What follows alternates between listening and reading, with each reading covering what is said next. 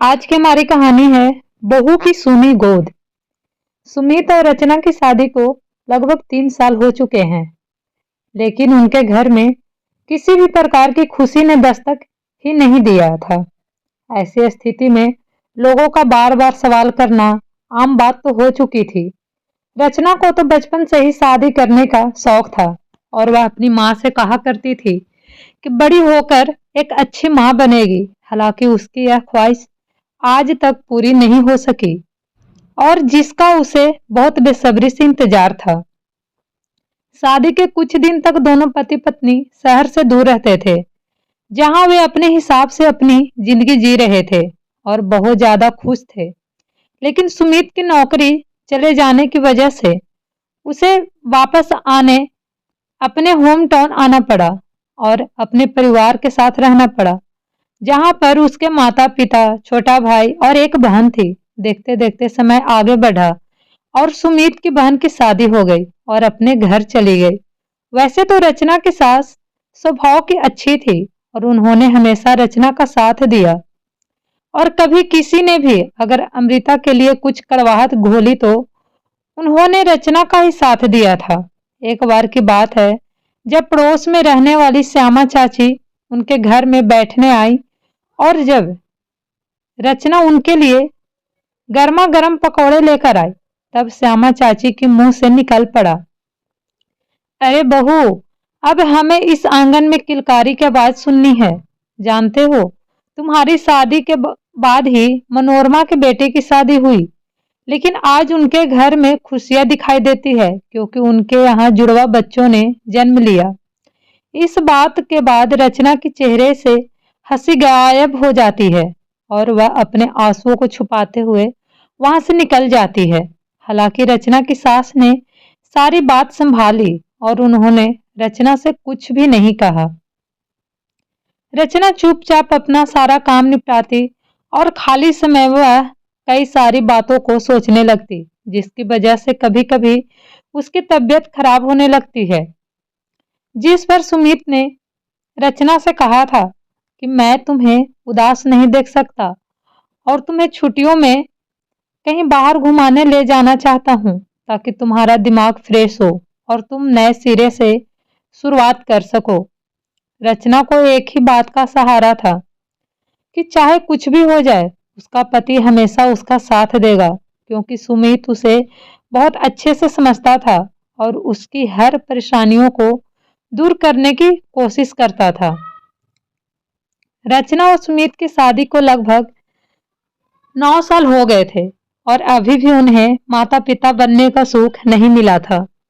बहुत ही जल्द सुमित के छोटे भाई धीरू की भी शादी हो गई और 1 साल के बाद ही उनके यहाँ एक प्यारे से बेटे का जन्म हुआ।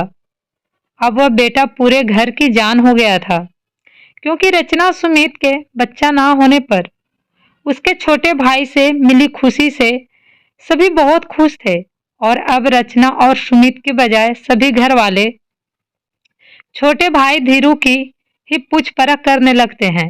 एक दिन की बात है, जब घर के सभी सदस्य अपने अपने कामों में लीन थे, उसी समय धीरू का बच्चा जोरों जोरों से रोने लगा और उसी समय रचना वहां से गुजर रही थी और उसने उस बच्चों को गोद में उठा लिया। तभी अचानक से आवाज सुनाई दी थी जो उसकी देवरानी थी और उसने कहा, भाभी, मेरे बच्चे के पास उसकी माँ है, आप क्यों बार बार मेरे बच्चे के पास आकर अपना हक जताना चाहती हैं। यह बात रचना को बिल्कुल नहीं अच्छी लगी और उसने चुपचाप बच्चों को देवरानी को देकर अपने कमरे में आ गई। ऐसे ही जब भी आस पड़ोस के लोग उसके घर आते तो हमेशा रचना को ताना मारते कि तुमसे पहले ही तुम्हारी देवरानी का बच्चा हो गया, लेकिन तुम तो कुछ सोचती ही नहीं हो। सुमित इस बात को समझ चुका था कि रचना इन सारी बातों से बहुत दुखी हो रही थी और जो सास पहले रचना का साथ दिया करती थी, अब वह भी बच्चे के मुंह में रचना को उसके पास नहीं जाने देती थी और अब रचना वो ज्यादा पसंद नहीं करती थी। जब देवर के बच्चे का पहला जन्मदिन आता है, उस समय रचना ने भी कई सारी डिश बनाने के बारे में सोचा और उसने पूरा सहयोग भी दिया, लेकिन फिर भी सास और देवरानी उससे ना ही बात करती और ना ही उससे अपने दिल की बात बताती। रचना को तो यकीन ही नहीं हो रहा था कि जिन लोगों के भरोसे वो इस घर में है, उन लोगों ने ही उसका भरोसा तोड़ दिया। अब तो रचना की तबीयत और भी ज्यादा खराब होने लगी, क्योंकि वह हर बात को बहुत सोचने लगी थी और इस वजह से उसका बीपी काफी डाउन हो चुका था। एक दिन रचना अचानक किचन में काम कर रही थी और उसी समय चक्कर आने की वजह से वह बेहोश हो जाती है। जब डॉक्टर को बुलाया जाता है तब पता चलता है कि उसकी तबीयत इतनी खराब हुई है क्योंकि उसकी बीपी काफी ज्यादा कम हो चुकी है और इस वजह से उसे हॉस्पिटल में भी एडमिट करना पड़ सकता है। रचना को बार बार एक ही बात खाई जा रही थी कि शादी के 9 साल बाद भी मां नहीं बन सकी, और ऐसा भी नहीं था कि उसने डॉक्टरों से सलाह मशवरा नहीं किया हो। शहर में आने वाले हर डॉक्टर में से सलाह मशवरा कर चुकी थी, लेकिन कोई भी फायदा नहीं हो रहा था। सुमित ने उसकी तबीयत देखते हुए रचना को 1 महीने के लिए मायके भेज दिया ताकि वह अपनी तबीयत को ठीक कर सके। एक दिन वह अपने मायके वाले घर में बैठकर टीवी देख रही थी कि उसी समय पड़ोस की श्यामा चाची उसके घर पहुंच गई और उससे कहने लगी, तुम्हारे बारे में सोचकर मुझे बहुत बुरा लगता है। तुम्हारी और सुमित की जोड़ी बहुत अच्छी थी और मुझे तुम लोग बहुत अच्छे लगते थे, लेकिन नियति को कुछ और ही मंजूर था। रचना ने आश्चर्य से चाची की ओर देखा, तब उसे पता चला कि घर वाले सुमित की दूसरी शादी की बात कर रहे हैं, क्योंकि उन्हें ऐसा लगता है कि रचना अब उन्हें संतान सुख नहीं दे सकती और अब वे लोग नहीं चाहते कि रचना उनके घर में वापस आए।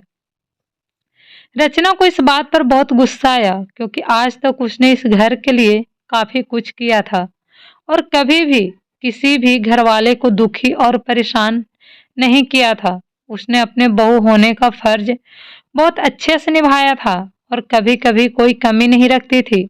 फिर आज उसकी इस कमी के लिए घर वालों ने ऐसा फैसला कैसे ले लिया? क्या रचना उनकी कोई भी नहीं लगती? उनके मन में लाखों सवाल चल रहे थे। चाची तो अपना काम करके निकल गई थी, लेकिन उसके दिमाग में होने वाली हलचल को रोक नहीं सकी थी। कभी रचना को लगता कि उसे सुमित से बात कर लेना चाहिए, तो कभी रचना को उसके नाम से नफरत होने लगी थी, क्योंकि जिन लोगों को उसने अपना समझा था आज वही पराये आए नजर आ रहे थे। जहां रचना 1 महीने के लिए मायके आई थी, अब उसे यहाँ रहते हुए 2 महीने हो गए थे और रचना के माता पिता भी अब चिंतित नजर आने लगे थे। अचानक एक दिन रचना को यह बात पता चलती है कि देवर देवरानी के बेटे को बहुत ही खतरनाक बीमारी ने जकड़ लिया है और इस वजह से उसे ब्लड की आवश्यकता है। तब उसे याद आता है कि उसका और देवर देवरानी के बच्चे का ब्लड ग्रुप एक ही है और वह तुरंत हॉस्पिटल पहुंचकर अपना फर्ज अदा करती है और उस बच्चे को अपना खून देती है।